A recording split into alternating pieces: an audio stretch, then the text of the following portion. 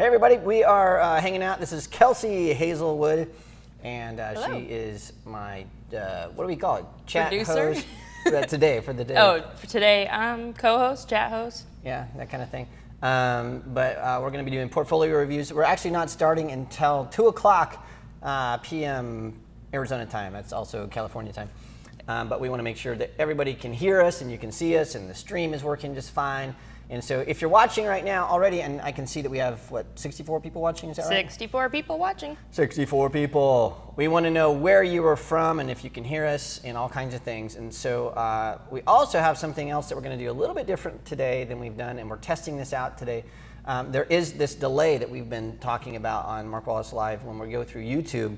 So whenever I say something, from the time I say it to the time you hear it is 1.5 minutes.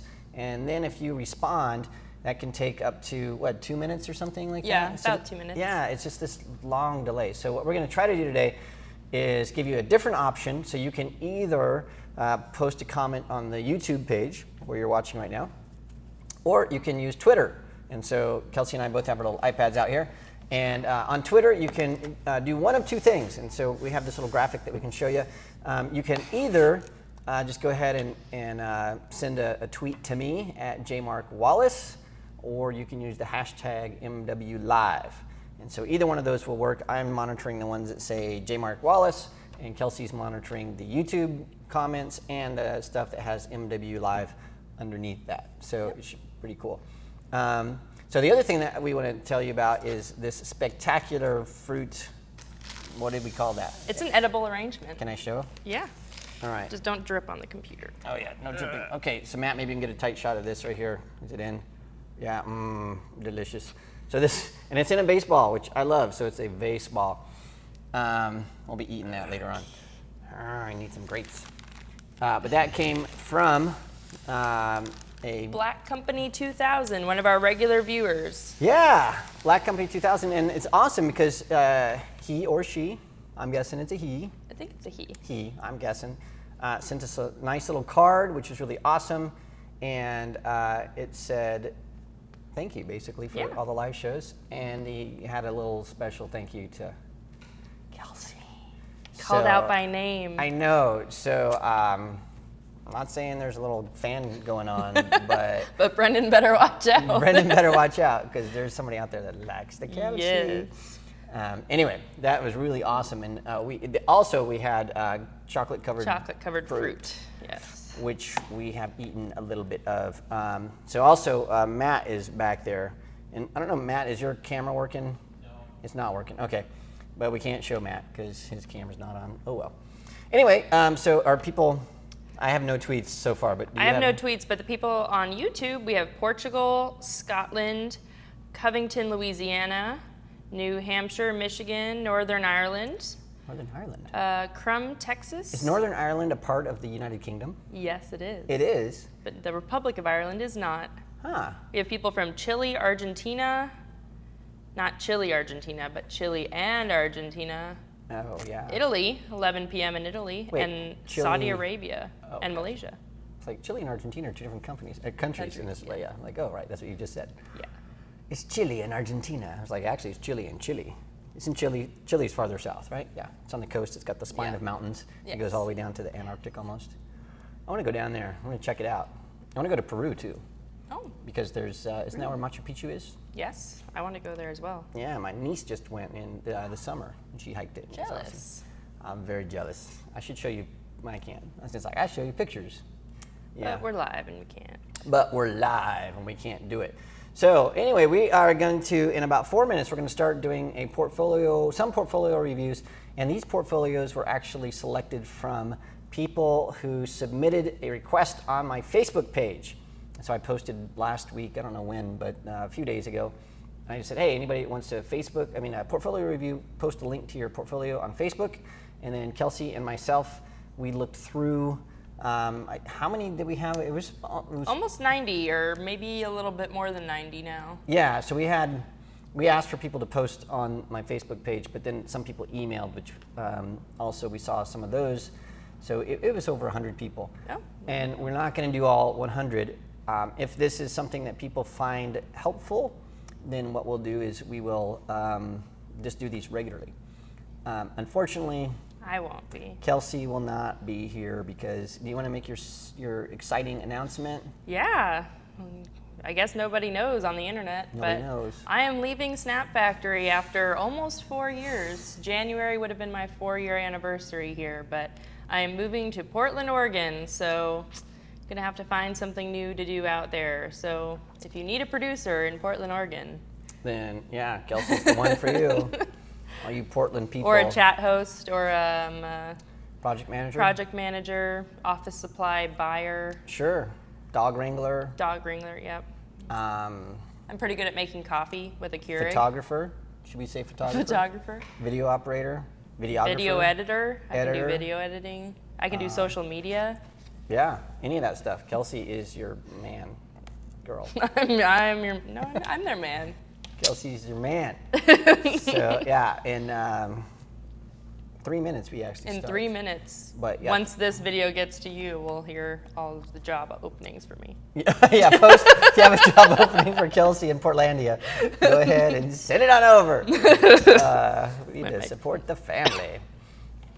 Anyway, if you live in Phoenix, by the way, and you would like to be a chat host, we're looking for people to come and help us out. And what we require is you have to live in Phoenix, Arizona. And you have to send us a video. And it has to be awesome. And you have to know something about photography. So if that's something that interests you, then make a little video, stick it on YouTube, and then send a link to it on my Facebook page. Where's my Facebook page? In a second, we'll have a graphic, I hope. It's at facebook.com/jmarkwallace. J. Mark Wallace. There it is. Oh, I'm not very good at this yet. Like this. Yeah. So anyway, we actually have to start early because there's the minute and a half delay, right? So at 1:59, it'll be 2 o'clock for everybody else, and we'll get going. By the way, this is going to be just stuck on YouTube forever and ever, and you can watch it over and over. We're not going to have any kind of replay. It's just it'll be just there. Just there forever for free to watch, just like any of our other YouTube videos, just like Digital Photography 101. All that stuff. Okay, well, it is time to start, so I will say welcome. My name is Mark Wallace, and this is Kelsey Hazelwood, who some of you have just met, and we are going to be doing portfolio reviews. And so Kelsey is actually going to be monitoring YouTube and Twitter, and so if you'd like to give us, send us some questions or feedback, you can do that either by posting a comment on the YouTube page, or you can also send us a note on Twitter. And so Kelsey, why don't you tell them how they can do that on Twitter? They can tweet to Mark. His username is @jmarkwallace, or they can also use the hashtag MWLive. So either one of them, I will be getting the MWLive ones on my iPad, and Mark will be getting the ones directly to him @jmarkwallace. And then I am also monitoring the YouTube comments right here on the computer.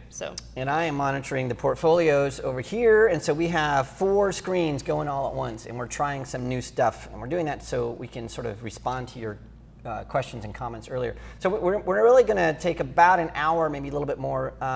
We have narrowed down the 100-ish portfolios that were sent in to about 10, maybe a little less. And so we're going to dive into those. And the reason those were chosen, we tried to get sort of a range from ones that we thought were very well put together portfolios to ones that needed some coaching and some help. And so we chose everything in between. And in all fairness, I didn't look deeply at any of these portfolios because when you're normally doing a portfolio review, you're looking, somebody's looking at that for the first time fresh, and they're going to make a first impression and either hire you or not. They're not going to do a bunch of research and everything right off the bat. And so I wanted to sort of give a fresh look at a portfolio, something that you would maybe see from somebody that doesn't actually give feedback. And so I have some information to tell you about the portfolio reviews. That's so hard for me to say. Portfolio reviews.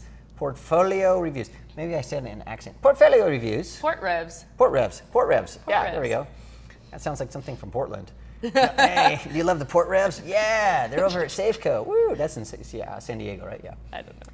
Yeah, what's the... Oh, the field, the baseball field. Yeah, that's Seattle is Yeah, I'm thinking Seattle and Portland. It's all rainy up there. Who knows? It's rain.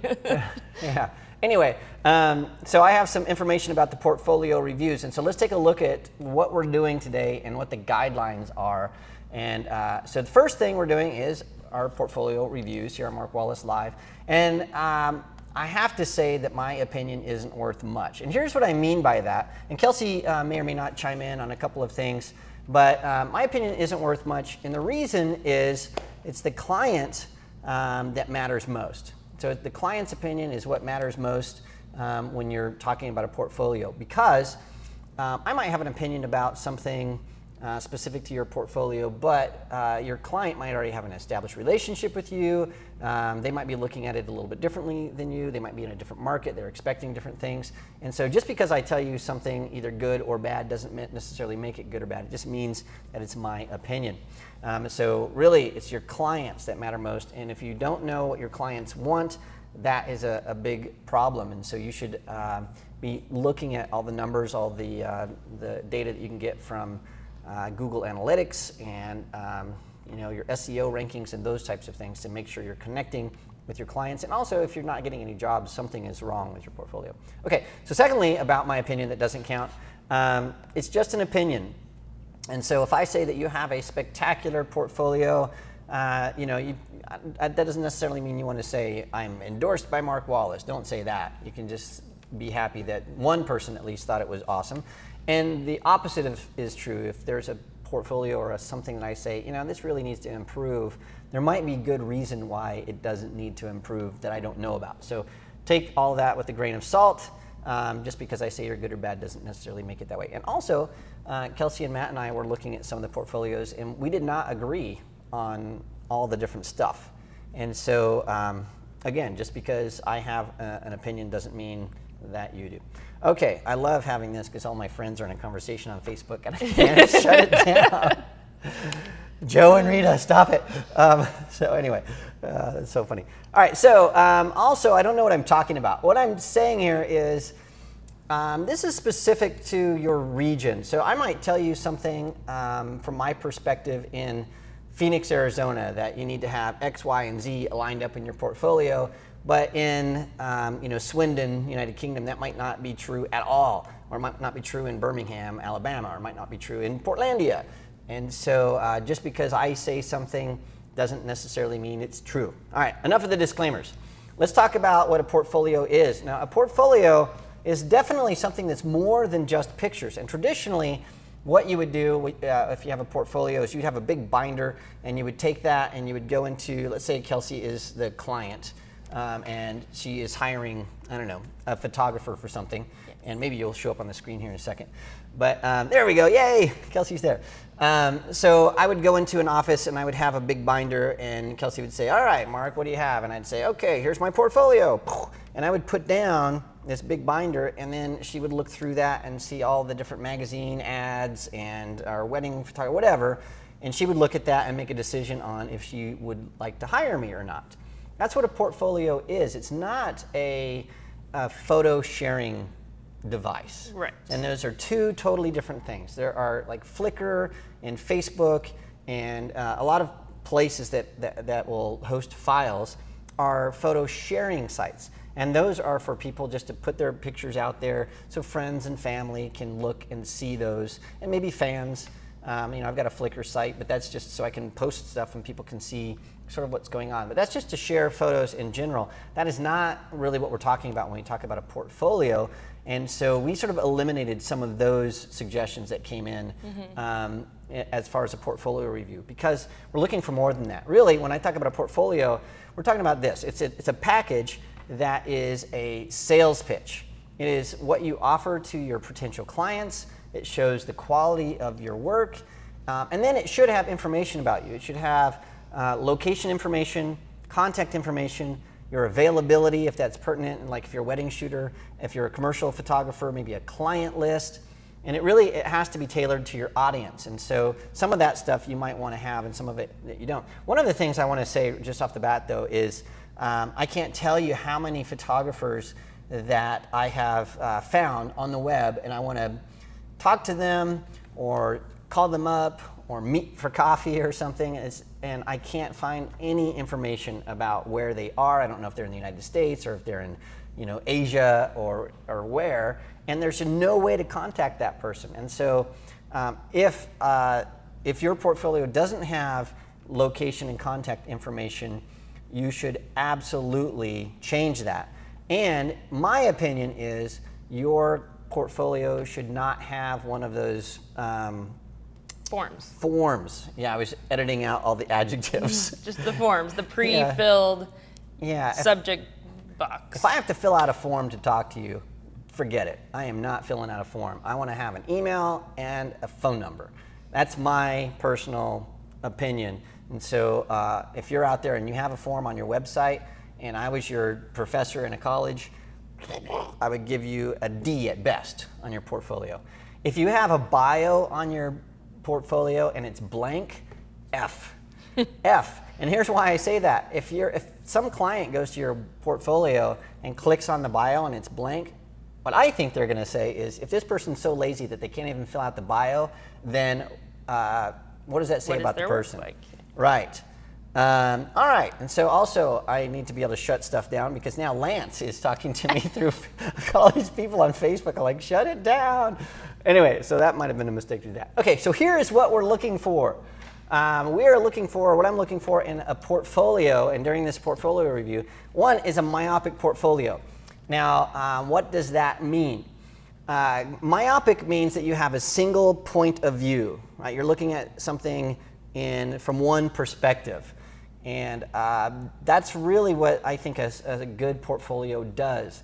Let me give you some examples. If you have a portfolio and you say you're a wedding photographer, let's say wedding lifestyle photographer, then your portfolio should have nothing but pictures of weddings and maybe the family stuff, family portraits, and maybe newborn babies.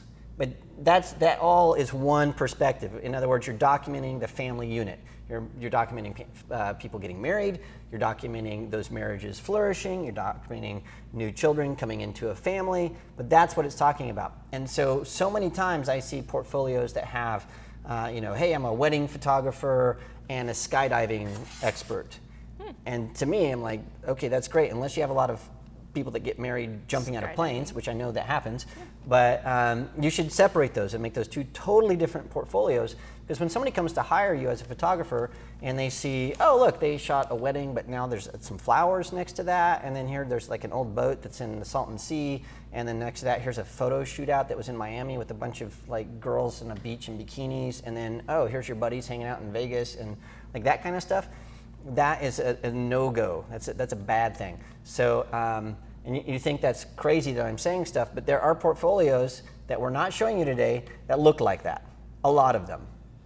Probably 30 of them. Yes. So, just saying, you should have a single focus to your portfolio. And the second thing is you should have a purpose-driven portfolio.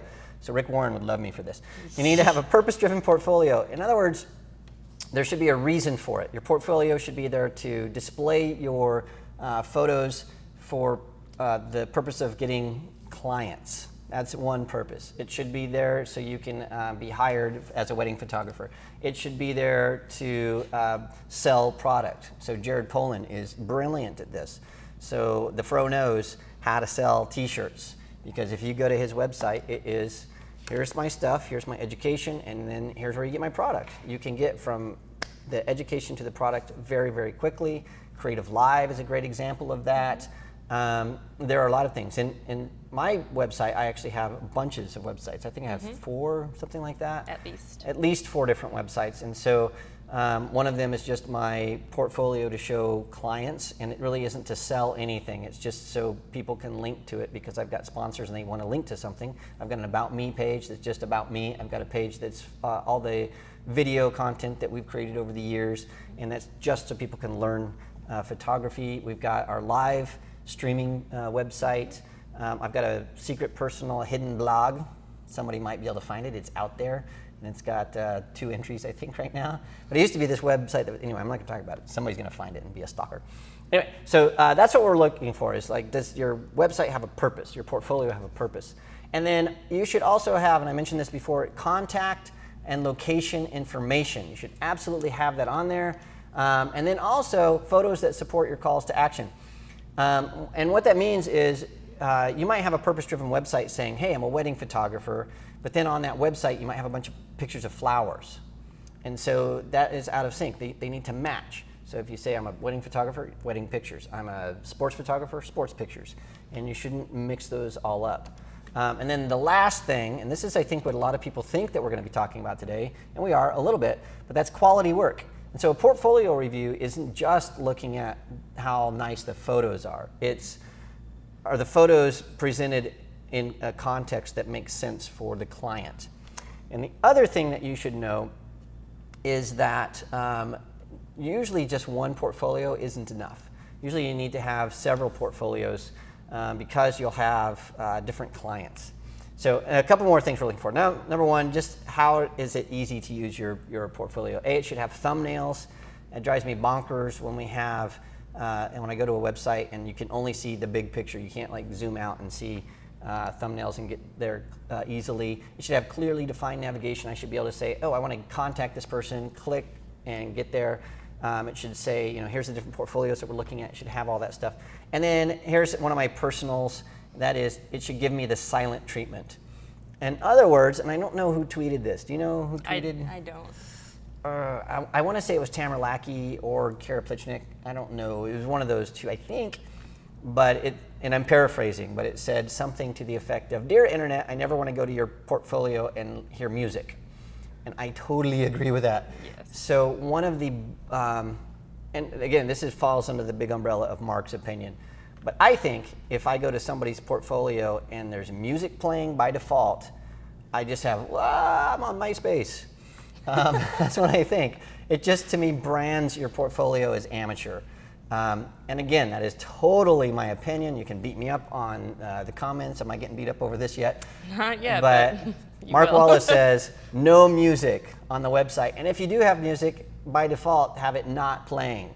And so you can go in and click something. Now that doesn't apply to, if you click on a slideshow or some video that was created for a wedding or for an event and there's music in it. That's totally different. I'm just saying when you go to a page and there's like some triple scoop music just playing in the background, then on that. My opinion, totally.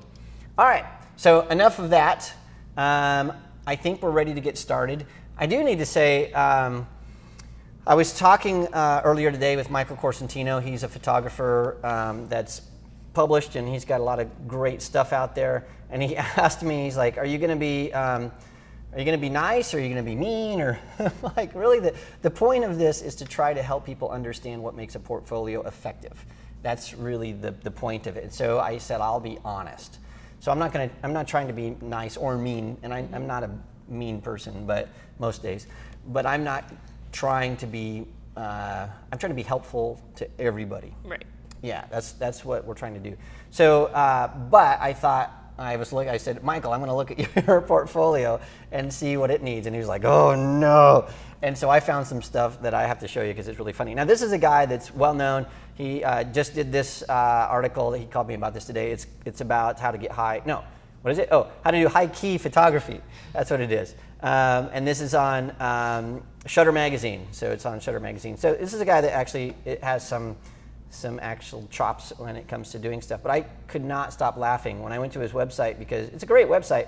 But up here he's got this, slideshows, best of 2007.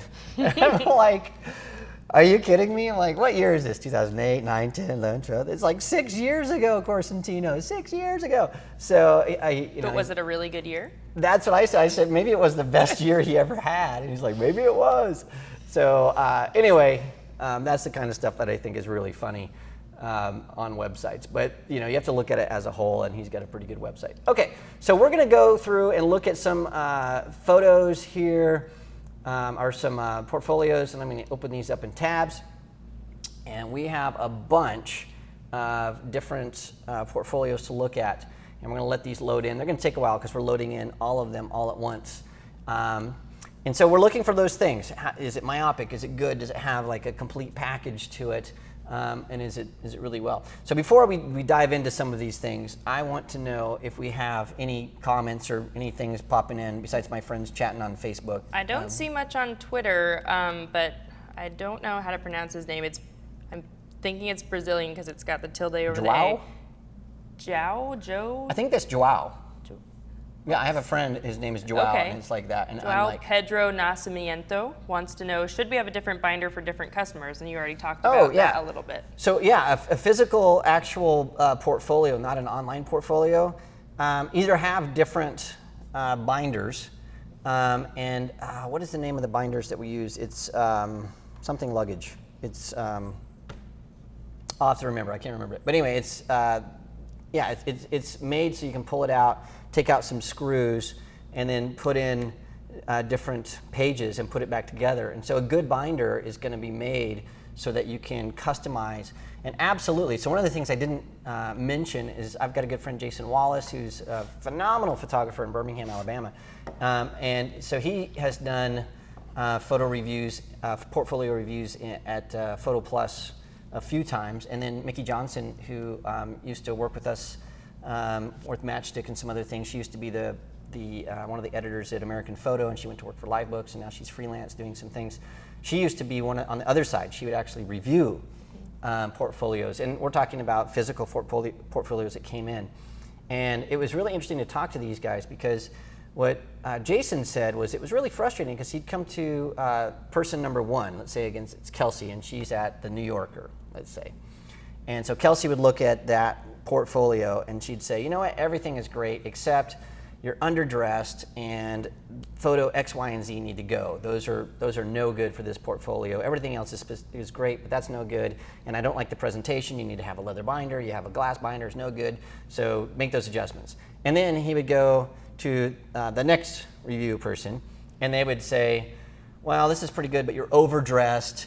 And X, Y, and Z are terrific. The rest of your stuff is horrible, but the glass binder is great. That's really good. Never use a leather binder. And so, and then Mickey would say the same thing. She would give advice to somebody, and they would complain that they just got the exact opposite advice. So the point is, a portfolio must change according to who you're presenting to.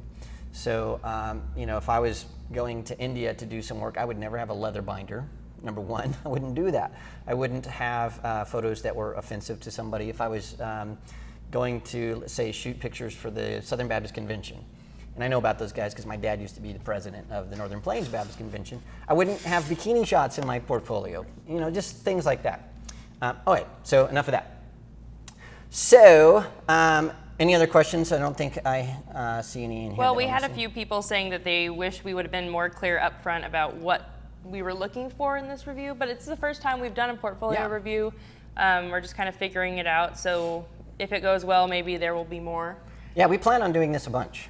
So there will be options for the future. Yes, and we are definitely in the figure it out stage. But if things go as planned, according to my hopes, we'll do this at least once a week. However, I have a very heavy travel season, and it doesn't, that's impossible because I'm traveling too much. But as much as possible, we're going to be doing this. And this is to try to help us set the tone, and we're going to learn from this as well. All right, so let's just dive into some of these here. And we're going to start, I think, with just this, this portfolio right here. And this is one, and I don't know any of these people except for Adam Silversmith. I know him, so we might save him to the last because he's a cool dude in Vegas. But so I don't really know anybody. I haven't talked to any of these people except for got their submissions, and so I will not be swayed one way or the other, and I'll just be as honest as possible. And again, these are Mark Wallace opinions. So this is old50photography.com, and my thought on Old 50 Photography is, number one, there's a really strong name, Old 50 Photography. And I thought, just by the name, that I was going to see pictures of pinup girls or old motorcycles or Americana, that kind of stuff. And what I found was it was disjointed. So there's a lot of HDR images in this portfolio. And so as soon as I got here, the other thing is there's music playing and there's a slideshow. And so, what we already said about that. So anyway, there's that. So the navigation, when I go to the navigation, we have stock photos and then my photographs. And underneath my photographs, there's all of them or featured. And then there's a proofing gallery. And so I just went in and said, hey, what are all my photos? And at this point right now, I don't know what kind of photographer this person is. Do you? No, and there was a tab that said prices. Right. But you don't really know what the purpose is. Right. I don't know what kind of photographer this is. So on the first page, we had a picture of a building in HDR. It looked like something from the South. And then now we have a picture of a girl in front of an old car, wide angle, sort of cool, some medical imaging stuff. There's a bug here and a sunset. These look like folders, though. They actually have multiple photos in them, and a lot of them are locked down, which is... Yeah, which I'm guessing are for clients. For clients. Only. Yeah. So I'm going to go in. And my preference is, if at all possible, any of your locked down stuff should never be visible at all to anybody except for the people that go in. And I have a LiveBooks portfolio, and that's one of the things I love about LiveBooks is all those hidden folders. You just log in, and then you can only see the ones that go for you.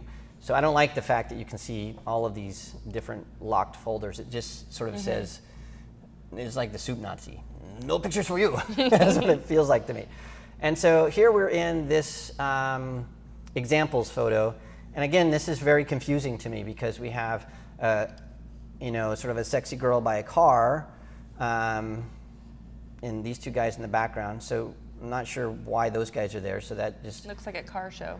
Yeah, it looks like a car show. For this photo, we have issues with the photo. Number one, this girl has a pole growing out of her head, and then we have these two chubby dudes in the background here.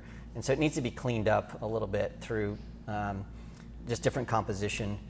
We can see the shooter in the reflection there. But then next to that, you've got a couple of kids. You've got this little baby photo. And this is just sort of disjointed to me. I'm not sure, again, what kind of photographer this is.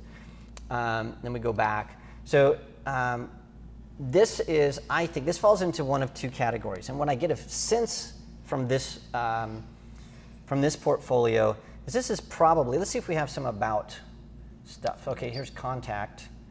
So we have a form. We have no email address, no physical address, no phone number.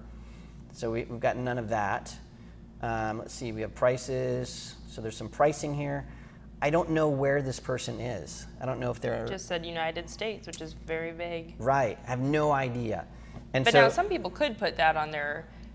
Some people would think maybe they're trying to not limit themselves to one geography, place, right. but it's still nice to know where you're based. Right, maybe especially if you're just starting out and you're not Art Stryber or someone like that.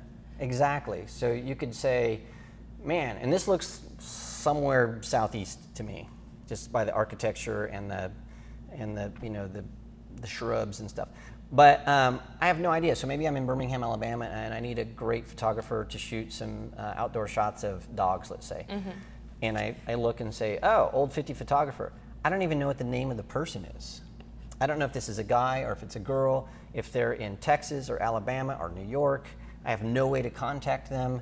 And so what I think is probably this is a photographer that has a local business and does a good amount of business and just has their existing clients going to their website to make purchases.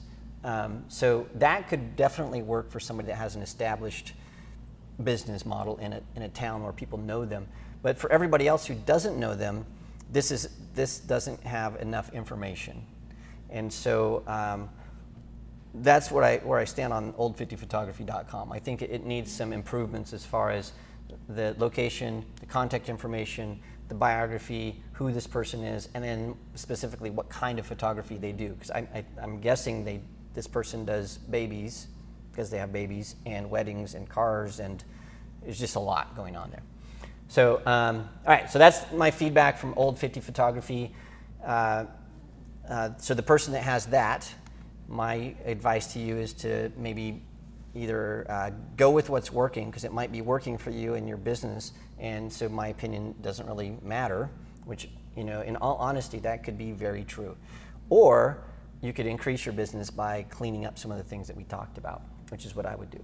I would maybe split that out into categories of photography. So we have a question regarding that from Twitter. Okay. Roger Manning said, do you recommend more than one specialty portfolio if you are not a generalist photographer? I do. But I would go one step beyond that. I believe that you should not just have, like let's say photographydude.com, which I'm sure somebody has that, but photographer.com. If you're a wedding photographer, I think you should have weddingphotographer.com. And then if you also do high school Friday night football, you should do FridayNightFootball.com. And you should separate them totally. Maybe the contact information is the same and maybe the bio is tailored to that. But you don't want somebody that's young and in love and wants to find a fantastic wedding photographer to show up on your site and find a bunch of football photos. And the opposite. So yeah, I would say not just make two different portfolios on your website, make two totally different websites. And with WordPress and with SmugMug and LiveBooks and Squarespace and all the different options that are out there right now, to have multiple websites, it's pretty inexpensive. But then we have a follow-up question from Aiden on YouTube, and he said, as an amateur photographer with one site with everything in galleries, would you still recommend different sites for different types of photography? I wouldn't. And in fact, I would say that an amateur photographer, an amateur is defined as somebody that's not making a living taking pictures. And so an amateur photographer, really what they want to do is show people their photography. Mm-hmm. And so I think that's where Flickr, it shines, is, or Tumblr or WordPress. Or something like SmugMug. SmugMug. And SmugMug is used by professionals as well. It's sort of that in between. Sure. So yeah, I think that if you're an amateur and you're not trying to make a living, you might want to sell one or two pictures, then this is not for you. To have your portfolio all separated and divided and clearly defined. You can absolutely use something like a Flickr photo sharing site, or Google Plus is really an amazing way to do that.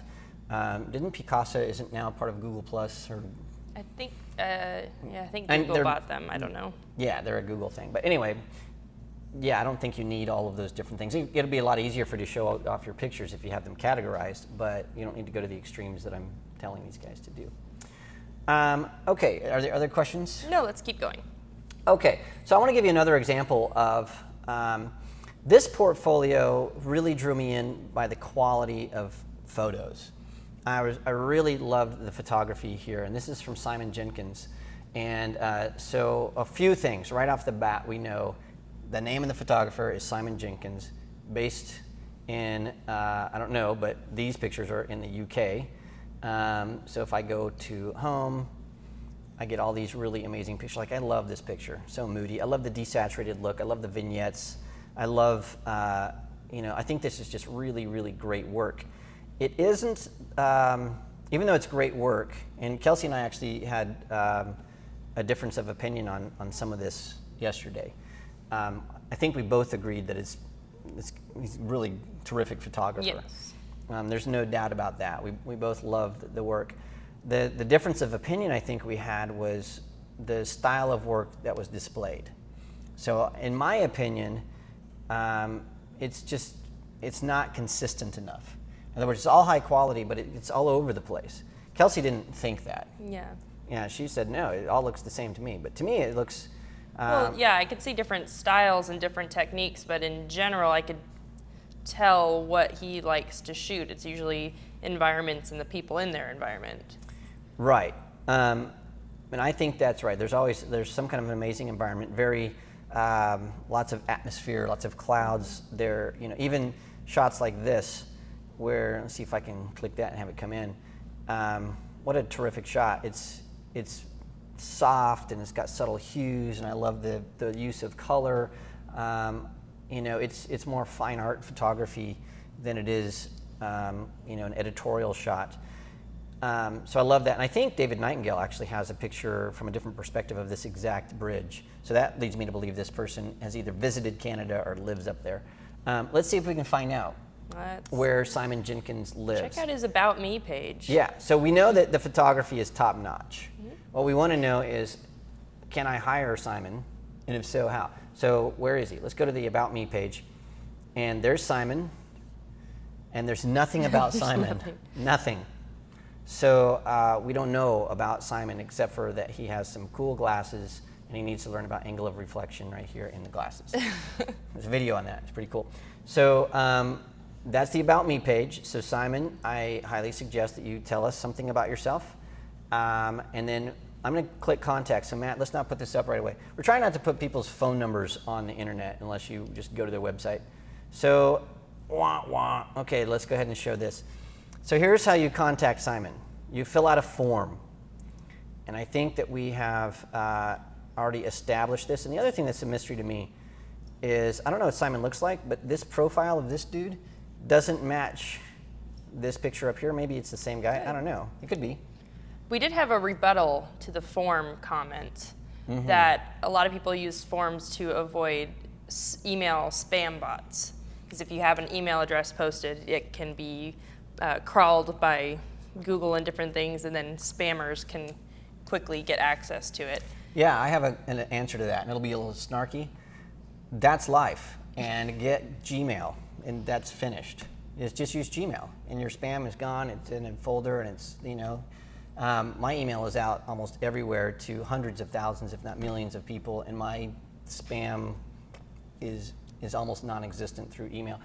On the flip side, again, this is my Mark Wallace strong opinion, you're losing business by putting a form on your website. Yes. You're absolutely losing business. When I had to find photographers for your show how they do that, I hated forms on websites because I have no record of who I emailed and when and what address it went to or how I can follow up except for by submitting another form. And you don't even really know if the form is connected to anything. Right, you have no idea if anybody's reading it. You don't have any way to follow up. There's nothing to add to a contact book. You should have a phone number. You should absolutely have a phone number. And if you're worried about publishing your phone number, then get a Google Voice number. Yeah. Or if it's meant to be a business, you should have a business number. Right. My question is, if you're in business as a photographer and there's no way to contact you, what are you thinking? Because, and this is not to Simon Jenkins specifically, this is just to the world abroad, because we've run into this so many times.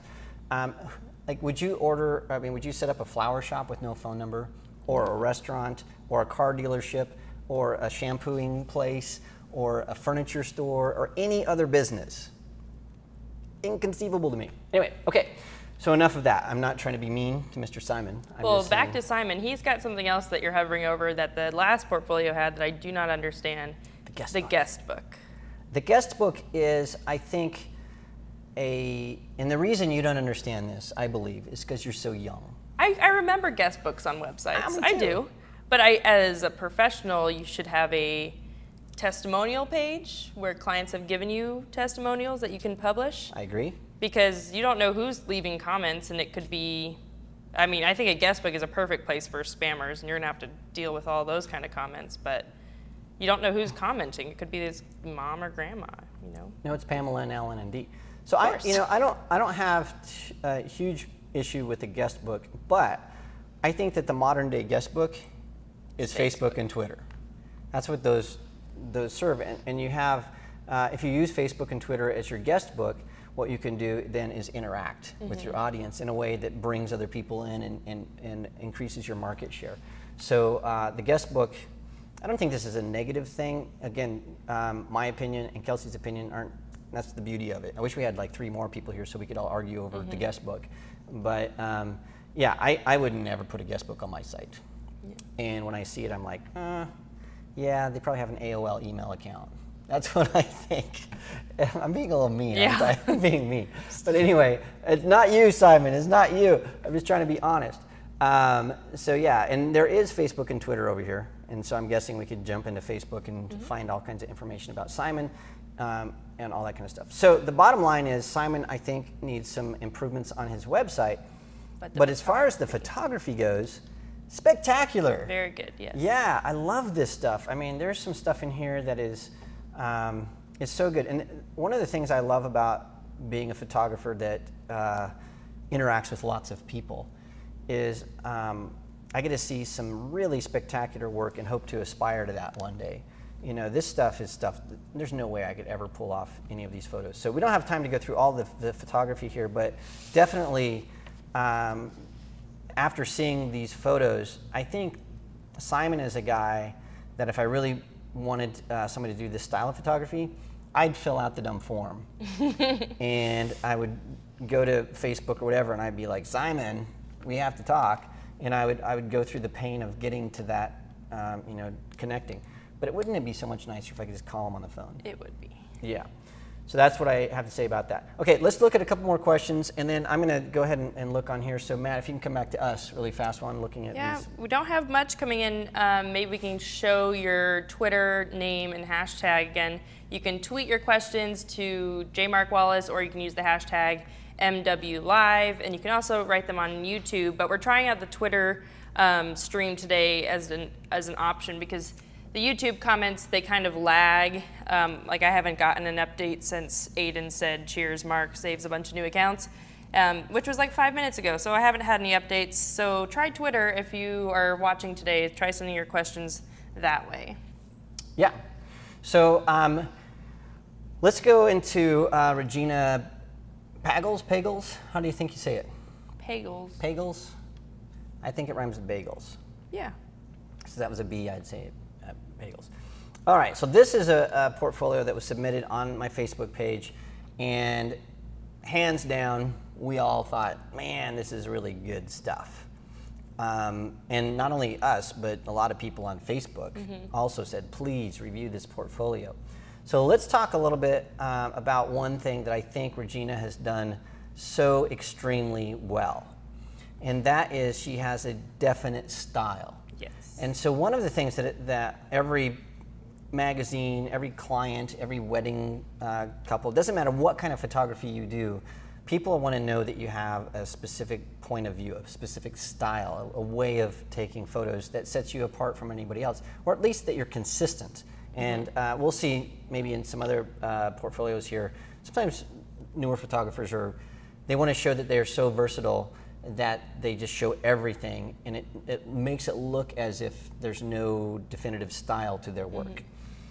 Regina is not like that. So she has highly retouched, composited shots that are beautiful. And so the first thing I noticed when I was looking at her portfolio, I like the big screen photos. And I think, didn't you say you didn't like portfolios that had full screen? I don't like it when they have full screen and the text is somewhere over it and it's hard to see, and if they're moving automatically. Oh, right. Yeah, those sliders. Yeah. Yeah, so we don't have sliders here. We just have this amazing shot of this girl. I love that she left the freckles, number one. I think that's awesome. And then it's that desaturated look that I really, really like. Immediately, I think this is a Joel Grimes looking portfolio. If you don't know who Joel Grimes is, just Google him. He's really awesome. So that was my first thought. I was like, oh, this is very Joel Grimes-ish. And I'm looking through at these different photos, and they're this great portfolio stuff. This just makes me laugh. For some reason, I think of David Bergman. I don't know. I think maybe because he shoots a lot of crazy stuff. Because he looks like Bon Jovi. Well, because that picture looks like John. Yeah, Bon I'm thinking Jovi. John Bon Jovi, JBJ. Yeah. And then David Bergman, who doesn't shoot composites, but it's something that, I don't know, I could see Bergman shooting. This little girl shot right here, I think should be moved up earlier in the portfolio because it's just so nice. I don't like that her hand is chopped, but it's a great portrait, and I could see this being cropped and thrown on the front of Professional Photographer magazine or any number of magazines. I think it's a really terrific shot. This shot here disturbs me, but I think it's well executed. I can see, yeah, I'm not gonna say any names, but this this looks like Jarvie. You know Scott Jarvie? It looks like, I'm like, is that Scott? Well, I know who he is, but I haven't met him. It looks like, it could be, I don't know. But it totally looks like something he would do. But I found myself being drawn in not just to the photography, but to the characters in the photographs. And so like, I think I know this guy. And when I went back to even the shot where I thought David Bergman, I'm like, I think I know these people, even though I obviously don't know these people except for maybe that Scott Jarvie. I feel like I'm part of the family. And so it's just not great photography, it's photography that really communicates a personality of somebody. So right off the bat, I think well done on the photography. The other thing that I think is really awesome, and right here it's a very clean interface, but I want to know, how do I contact all of that stuff? Do we have the thumbnails and those types of things? Well, if you just click, all of a sudden you have this little bar down here where you can get around. So I don't see thumbnails, but I can just go down here and say, oh, I want to go to this picture of this girl in lingerie, right? And I was on her website for a while, and I didn't ever figure out to click and get all those menus up, so that was something that I struggled with. Yeah, and that's one of the things, and the only reason I knew to click is because there's so many websites that you do that. You just click and it shows up.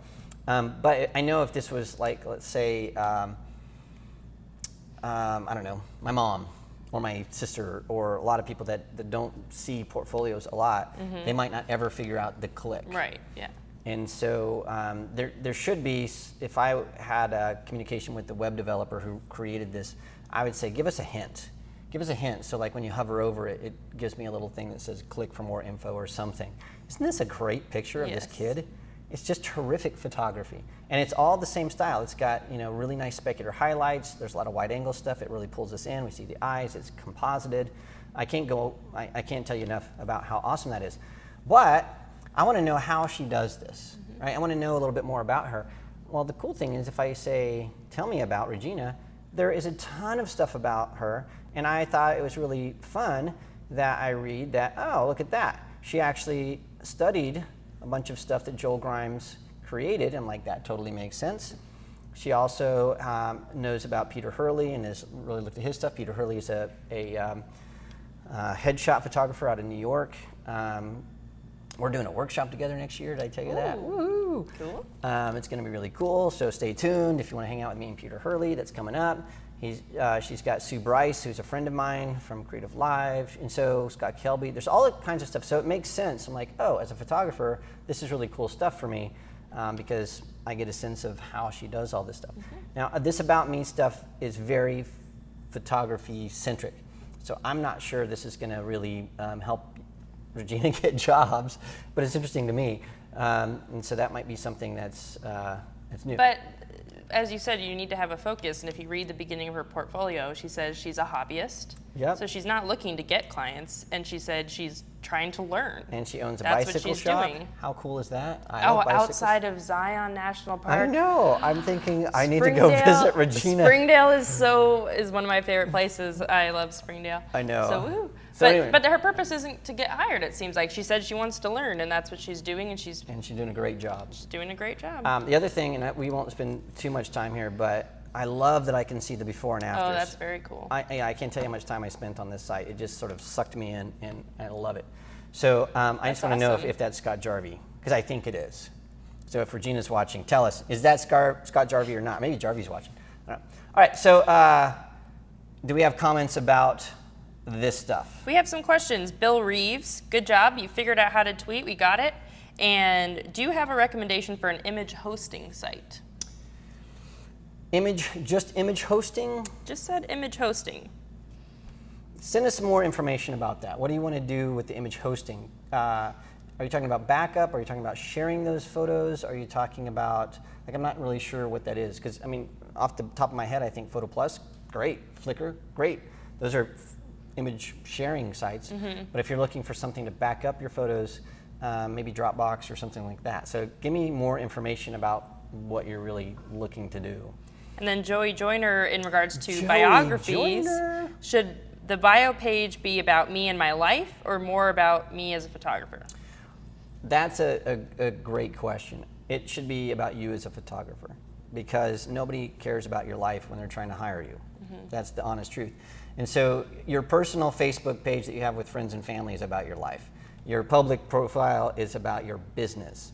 And so, yeah, you don't want to go on and read, okay, here's Joey Joyner, and he's from Texas, and he loves barbecue, and he saw a new documentary about war, and it was all about whatever, and he gave it 5 stars, and now he's reading new books, and all that kind of stuff. We don't care. All we want to know is, where are you? What kind of work do you do? How can I hire you? What's your phone number? It should be short. In my opinion, I like shorter bios. Like what Regina has is great because she's learning and she's posting all of her resources, but if I'm looking to hire, or I guess if I was looking to hire somebody, I would want it to be short. Yeah, and my bio is the style of bio that I don't recommend that people use. And the reason my bio is more about, here's Mark Wallace and here's all the stuff he's done and he's awesome and great and here's everywhere you can see him. But my bio is almost always used by sponsors. And so the sponsor wants to be able to say, hey, Mark Wallace is talking to you, and people are like, who is that guy? And they'll say, oh, here's Mark Wallace, and here's all the stuff he's done. And then people go, oh, I feel like he has something to say because he's been somewhere. But if I was looking for local clients in Phoenix, I would never have the bio that I have right now. I would change it drastically. So just like your bio, or like your portfolio should be tailored to the specific type of clients you have, wedding clients, sports clients, whatever, your bio should also apply to that. So I think the bios that have the most leeway and they're most colorful and the most engaging, I think, are wedding photographers. Because a lot of people, when they're getting married, they want to not only find a photographer that has great photography, but they want to have a photographer that they really relate to on a personal level. And I've even talked to some people that chose their photographer more because they related to him and they thought they would fit, you know, the wedding, the rehearsal dinner and the wedding and all that kind of stuff. That was more important to them than the style of photography. So, and I haven't gotten married recently, so I don't know. I think wedding photographers have really nailed the portfolio, especially with services like one I can't remember right now, and I'll get back to you about it. But okay. I don't know. There's some really great website, kind of like Live Books, but not at that level, I guess. More do-it-yourself. That one awesome one. That one. I can picture it. There's like support groups on Facebook. Didn't they just buy Live Books? No. No. Not those guys. Okay. Anyway, but I just had to refresh our YouTube comments because we weren't getting any, and so now they're coming back in. And I do have my automatic updates on. It just wasn't working. So we have some people saying Regina's portfolio is beautiful. And some people commenting on the post-processing, noting that you typically don't like over-processed photos. And how do you feel about that in a portfolio? Well, okay, so let me go back. Let me open Regina's page really fast. So yeah, normally I don't like highly retouched work unless it's done really well. And her stuff is done really well. And you know, if I look at, for example, Joel Grimes, his stuff is highly retouched. And there's a market for there's a market for that kind of style. There's the stuff. I mean, Gray Scott for a while did fashion stuff that was massively retouched, but the style of retouching he did made his models look like dolls, like porcelain dolls. And he's changed his site now. He's now doing more of an artist site, but I love that stuff. And if I could do that, I would. What I'm saying is don't post stuff on your portfolio that's highly retouched and done in a really, don't do bad work. Is that the best way to say it? Well, don't post horrible stuff. Or if you're learning something and you're posting an HDR image one day and then a skin retouching the next day, I don't know, maybe if you're trying to learn a bunch of these kind of highly specialized techniques, posting them all on there looks weird. Overwhelming. Yeah, and I would say that a lot of portrait photographers, when they do retouching, they go so far, and I'm talking to you specifically, Model Mayhem. It goes so far that it's the horror. Can you zoom in on Regina's URL? We're getting some requests for that. Regina. And by the way, if you're friends with me on Facebook, then you can just go look at all the submissions that were made, and all of these people are in that list. So go down to here to Facebook. I love that. That's crazy. And someone wrote in, it is Scott Jarvie in that photo, but I don't know. Is it? Dear. It is Jarvie? Someone said that. I don't know. Her name is Shiny Lewis. Oh, I'm guessing this is Regina because she said, thank you very much for your feedback. I really appreciate it. Shiny Lewis? Shiny Lewis Regina? Could be Regina because she said it is Scott Jarvie. So there you go. All right, Regina. We should move on, though. It's already 2:50. I know. You have to tell Jarvie hi. I wonder if he's going to be in Vegas tomorrow. I don't know. Who's going to Photoshop World? I'll be there tomorrow. Woohoo! Okay, I want to show you. There was another really standout portfolio. Yes. That I think is in the bunch one of the best. Now, we had heated discussion yesterday about some of the photography in this portfolio. But this is one that jumped out to me as this person has their stuff together. I almost cussed. I can't cuss. I cuss a lot. All right, so anyway, this guy right here is Art Dixon Photography. First, let's talk about the stuff that's bad. Can we say that? We're going to talk about the bad stuff. And number one thing that I think is a negative, and Kelsey brought this up, is on the left-hand side over here, you can't really read these navigational links, right, depending on if it's a bright or a dark image. And so to me, that's a pretty minor thing because you can sort of go through and it changes whatever. You can get there, but it's difficult. And so that's something that you'd have to work with your web designer to figure out, maybe put some like translucent something underneath that. So that's one. And then there's some pictures in here that we did not agree on as far as the quality of the work. However, when I looked at this, the first thing that I thought was this guy does annual reports and he does corporate work.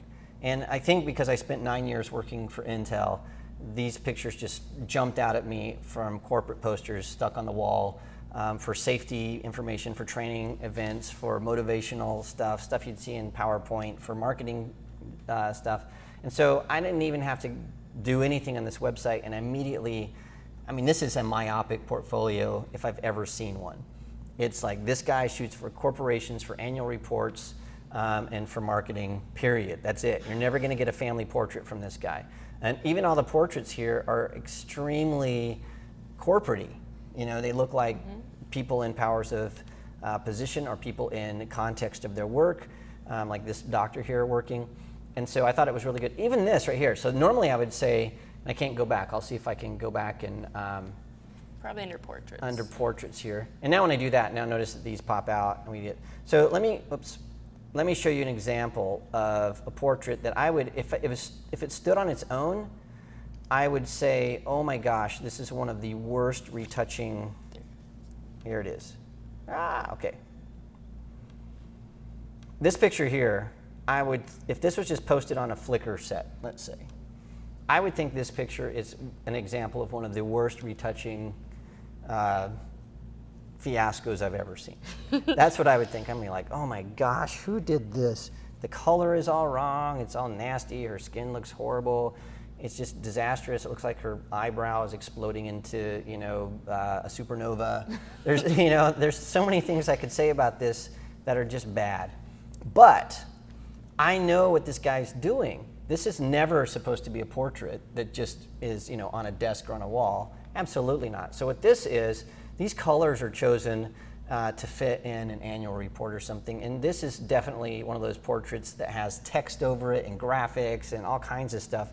And so, and the only reason I know that is because he's got so many things in his portfolio. And so this kind of craziness in context of an actual annual report looks really good. So again, this is one of those depends on who's viewing it. Yeah, the package really matters. The package matters a lot. And then things like these corporate headshots that we see here. These are very, very corporate-y headshots. I would never want to put these on a model portfolio site, but obviously this person is not going to want to have their picture on Model Mayhem. These are great. These are brilliant portfolio shots, or for corporate headshots. They're just executed very, very well. I would never want to have that as my Match.com picture, right? But that would, if I'm Mr. Executive, that looks great. Yeah. And so a couple things. It's myopic. It is purpose-driven. It tells corporations that he's been around for a while. He's done it. He can do the old school look that IBM was looking for. He can do new looks that maybe younger businesses are looking for. He can do headshots. He can do architectural stuff. This is all about corporate work. That's what it's about. It's really done well. Now, having said that, there are a couple of pictures that I would like to show as, what should we say, areas for improvement? Yeah, areas for improvement. And I'll have to find where this picture is. So there's a picture of... Is it the one I pointed out? Yeah. Under health. Under health, okay. So here's some things that this, to me, and I don't know Art Dickinson at all, but it feels to me like Art's a guy that's been in the business for years and years, decades, and grew up through film, and then made the transition to digital, and in that process, he's learning some new things. That's what my guess is. And the reason I say that is because his work is very, very high quality until we see Photoshop. And when we see Photoshop, things start to fall apart. For example, here's a dude on a bike, seemingly floating through the air. But so, all I think is my comments with the Photoshop, though, his Photoshop is actually extremely good in terms of cutting people out of one background. I mean, the compositing the skills are very good, but the perspectives is are what bothered me. This guy floating in the trees. Right. Yeah, there's like weirdness going on down here. So, and the funny thing is, the light doesn't match the background. The perspective is strange. I don't know if this is a bicycle photo. If it is, it's not well done as a cyclist. And also, it's the wrong kind of bike. So this is a triathlete's bike in a mountain. So it should be a mountain bike, or a cyclocross kind of thing. But it's not. It's the wrong kind of bike. And that's the kind of thing, just because I'm a bike junkie. So there's that. There's some other things that, very, very few things like that I thought would need to be changed. The other thing is, it drives me nuts that his scrolly things seem to be like they have a mind of their own. Mm-hmm. That. The work is great. But also notice this. On the left-hand side, that's me, not his site. We have the email and his phone number on every single page. He knows how to get work. And then if we go and we say, what about Art? Tell us a little bit about yourself, Art. Check it out. He tells us where he's from. He tells us what he does. He tells us how long he's been doing this. And exactly as I suspected, brochures, ching, that stood out, website, ching, annual report, ching, ad, all that kind of stuff. And then he has all of these clients, and you can see American Financial Group and Ascend Media and Blue Star and all those kinds of, they match exactly the kind of work he does. And so there is no perfect portfolio, but I think Art Dickinson's portfolio is as close to perfect as you can get for his style of photography. We have another question relating to the bio that I see on Art's here. Should your bio page be in first person or third person? And Art has both. He has first person at the top, and at the bottom he's got a blurb in third person. Yeah, and so I think it should be consistent. Yes. So mine's all third person, and the reason I wrote my bio in third person is because people constantly say, hey, you're speaking in our thing, can you send us your bio? And if it's in first person, they have to rewrite all of that, or they want me to rewrite it. It's just much easier to say, Mark Wallace is blah, blah, blah, and send that out. So it doesn't matter to me, but just be consistent. Yeah, don't end your sentences with prepositional phrases. Although Grammar Girl says it's okay. It's not okay. All right, so we have enough time to do just a couple more portfolios. And so before, I'm going to go through these, so I don't want to show these yet. Okay. So if you can look at some of the different comments, if we have some. So Bill Reeves did reply. He said, in terms of an image hosting site, he's just talking about a portfolio, a place to direct potential clients to, displays a portfolio of my best work and photos from paid engagements. So basically, for a professional looking portfolio, he's looking for recommendations. I recommend LiveBooks, period. Livebooks.com. And I've been a spokesman for LiveBooks. They don't pay me anything to talk about them, but I used to write software for a living, and I loved, in fact, I think I saw LiveBooks for the first time through Chase Jarvis. I think that's how I became acquainted with them. But I talked to LiveBooks, and this was back when you had to pay like $4,000 or $5,000 for a LiveBooks site. Now it's $20. Darn. No. So anyway, the pricing is drastically different. But the thing that LiveBooks, I think, does a horrible job advertising is it doesn't just present your best work. There's this entire behind-the-scenes mechanism that allows you to interact with clients. It's got an FTP site built in. It's got analytics. It has all kinds of stuff that you can do. And so not only can you display your work, but you can make logins specific to different clients. It's now hooked up to Motophoto, so you can sell your work through your Livebooks site. It's got shopping carts. It's all kinds of stuff. And I think the entry to get into Livebooks is $40, something like that, maybe $20 a month. So it's a pretty darn good deal. So that's who I recommend. There's also alternatives, SmugMug, Squarespace. Who else am I missing? There's bunches. Yeah. People online, give him some more info, but I really love my Livebook site, and I highly recommend it. All right, so we're going to go to, let's see, we're going to do Stephen Walcott. So Stephen Walcott, this is a portfolio, and this is one I chose because I thought it had some promise, and I thought it had some decent photography, but it also had some clear areas for improvement. And so when I looked at this site, I think that the first thing that I saw was the kid and the guy out there hunting. And there's this little guy right here. And I think there's just a lot of intensity to these photos. So there's, all of that. There's two guys that want to kill stuff, and then there's this gorgeous girl out here, and then there's a guy with a symbol. And so to me, it's like good photography, but I'm not really sure what I'm looking at. Is this Field and Stream? Is it Rolling Stone? Is it Sports Illustrated? I don't know. I don't know what kind of photography we're talking about. And so good presentation. I love his logo. Great logo. And, those types of things are good. But I'm not really sure what the heck this person shoots other than just people. So let's check out the portfolio. Now, I would love it if there were multiple portfolios, because again, here's something that confuses me. We have muscly dude right here. So I don't like the cropping on this, by the way, Mr. Steven. He's got his head's being chopped off. His arms are chopped off at a weird place. But who notices, right? You're looking at the abs. Kelsey's like, abs. Don't ask me. Don't ask me. Love the abs. I see the abs. So we've got Ab Man, we've got Muscle Man, we've got Hoodie Abs, Express Underwear Dude, and a girl.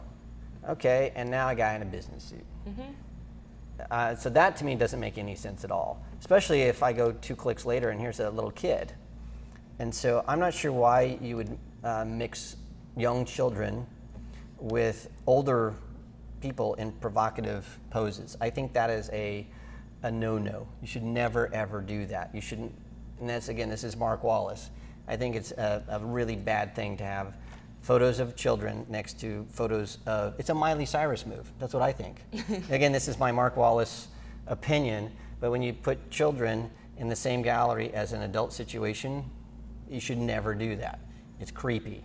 So yeah, stop that. Take these kids out, put them in a different portfolio, build a different site for kids and a different site for your adult sexy pictures. No, I don't have anything against adult sexy pictures. I just don't think you should have children in the same portfolio. The surfboarding thing I think is great. I like the photography. I like the, I really like that picture. Yeah, I like the environmental portraits. I like the use of light here. I love the soft light that's really directional. I love that kind of stuff. That looks very modern to me. This looks very modern to me. This looks like something from the 80s. And again, I don't understand this because the styling is 1980s, the makeup is 80s, the hairstyle is 80s, the composition is 80s. So I'm not sure if this is should be a retro shot or if it's just the styling. But this styling and this styling are absolutely totally different. And so I would wonder if I was going to hire Stephen, is he styling these shots or is somebody else styling these shots? It seems to me that there's somebody else behind the scenes. And I don't know Stephen from Adam. I have no idea. But this and Does this, his about page say if he's a stylist and photographer? I believe he's a graphic designer. That's what I think. Graphic designer. Yeah, why would you think that? Well, because he's got a lot of retouching, desaturated stuff, but he's also done some compositional stuff. He's doing some other things going on here. So let's just see. I'm guessing. I don't know. So he's a big deal. I love this. He looks like Agent Cooper.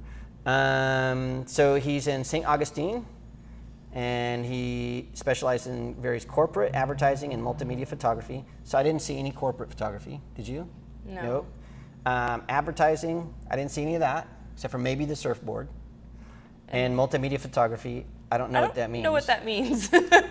Yeah, multimedia means more than one media, so I don't know what that means. Yeah. So multimedia in the past means that you had audio and video or audio and still photography. So I'm not sure what that means. His work is shot primarily on location in Florida and throughout the United States. So where in Florida? It's a big thing. St. Augustine, I guess, is the place. And he is a graphic designer. Cha-ching! I think you cheated. No, I didn't. I didn't cheat. And let's see. So he started, it looks like, as a graphic designer, now is a photographer. All right. Can we contact him? What do you think? Form or phone number? Both. Both? Okay, I'm going to say, I think he's got a phone number. I'm going to see. Both. He's got a form and a phone number and an email. And a Facebook page, a Google Plus page, and a Twitter page. So very well done. Yes. So I think, Stephen Walcott obviously has been shooting for a while. He's got some great work. I think that it needs to be cleaned up as far as the portfolio building. So it should be children, women, corporate, etc. So this one falls into the photos don't match the call to action category. And so, as a little kid in a football uniform, was that an ad? And if so, who was it for? Mm-hmm. One of the things I really like about live books is you can put information about the photo that doesn't hover over the photo. You can click for more info. So you could have a shot like, let's say, this physique dude here, and it could be in your portfolio, and then you could click and it say this was shot for Muscle Magazine, and in the September issue when they did an article about muscly men working out in harsh environments. I don't know, maybe that's what it was. But that would give us some sense to understand, that's what this photo is about. Okay, what other comments do we have? I think we have enough time for one more. I just refreshed my YouTube comments. I read something before it refreshed that this guy, Stephen Walcott, may have been reviewed on The Grid. Oh, really? His portfolio. Totally agree about the children comment, not having them on the same side as adult models. Spot on, from Mr. Blue Moon 63. And Spicy McHaggis says multimedia means was a graphic designer. So maybe he was referring to multimedia like compositing? Yeah, because I think multimedia means that to some people, but not other people. Yeah. So, when I worked a lot for a graphic design company. I worked in the theater for years. I worked for touring companies for a long time. And then I also worked and have friends in the art department at large company, can't say. And multimedia to them does not mean that. No. Not at all. What that means is usually it's like an interactive kiosk kind of thing, or something that's at an event. Mm-hmm. And so I think, again, that's one of those, when we first started and I said, I don't know what I'm talking about, that's definitely one of those. It might mean that to you, but it might not mean it to somebody else. And so as long as you know what your client is expecting out of that terminology, that's the same, then you're fine. And Art Dickinson logged on. He said, "Thank you so much for your nice review of my site. By the way, he'll be in Phoenix next week." So. Oh, Art, coffee? Yeah. Anybody can always bribe me with coffee. And so, send me a note, Art, and we'll figure it out. Am I in town next week? Yes. Yeah. It's my last week. You better be. Oh, yeah. I forget. I'm traveling a lot this fall.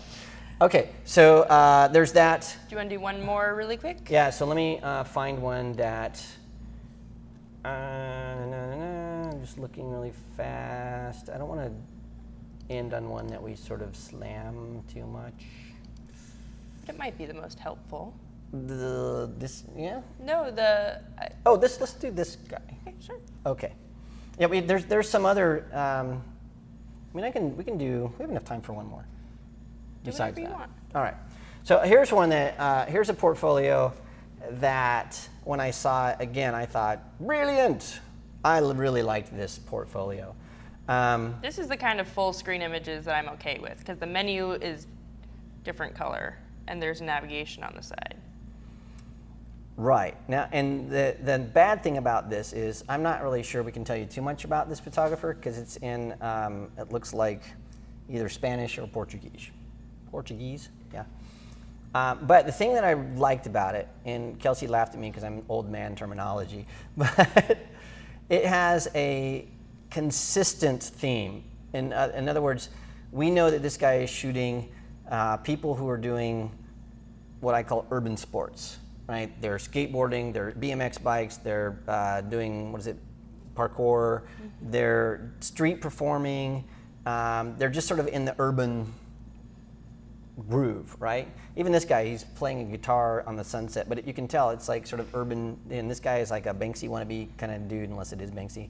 There's the graffiti, there's that grunge. It's all about like inner city angst, kind of amazing stuff. And I love that, it's really consistent. There's this shot here that I'm not so sure why it's in there, this scene, but everything else has that feel of I'm an inner city person, and it's that life that I've never known, right? Growing up in Montana, I never got to hang out with the cool hipster people, and when I do now, they laugh at me a lot because my language is so vanilla.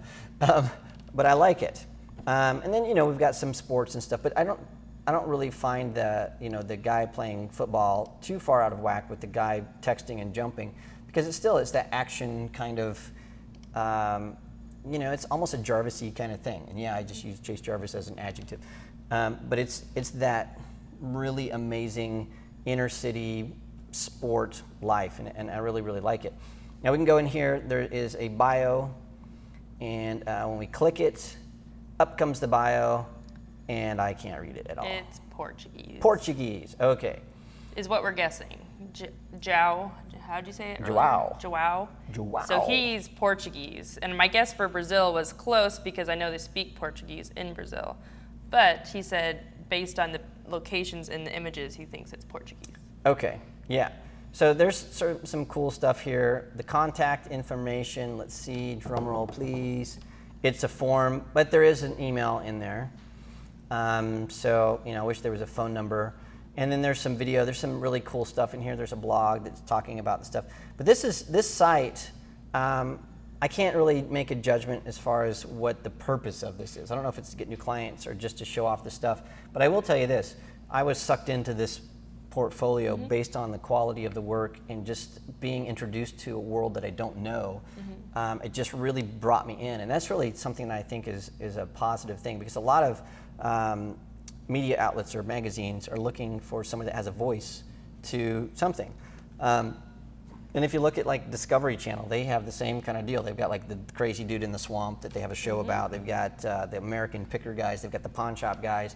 And it's all about building a world and telling about that world from a perspective that most people will never have. And I think this person has done a really great job with that.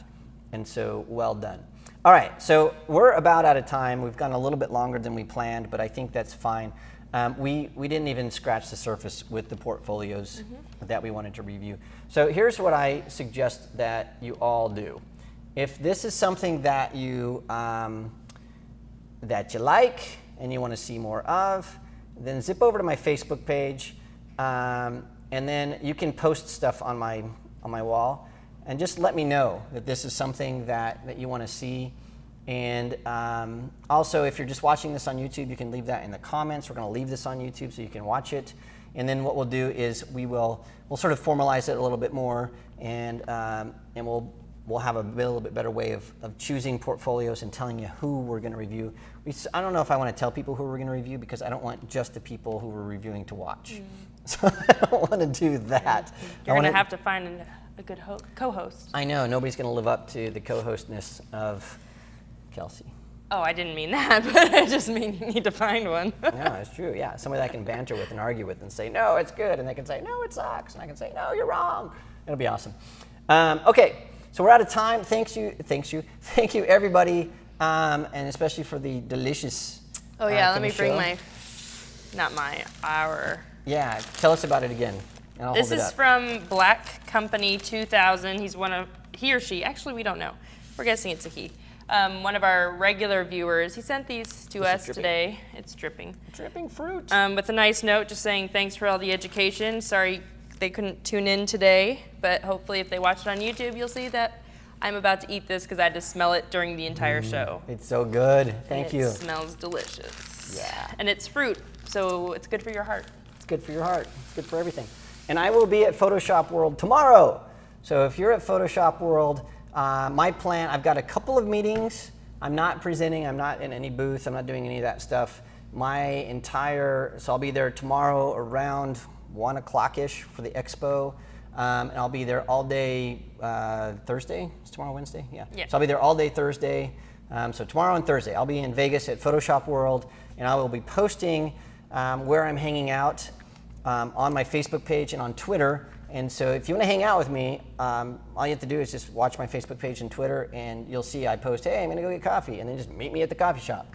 Or if I'm on the expo floor, I'll try to tweet. A lot of times what happens is there's just no Wi-Fi, no cell connection, because there's like 1 million people in one room.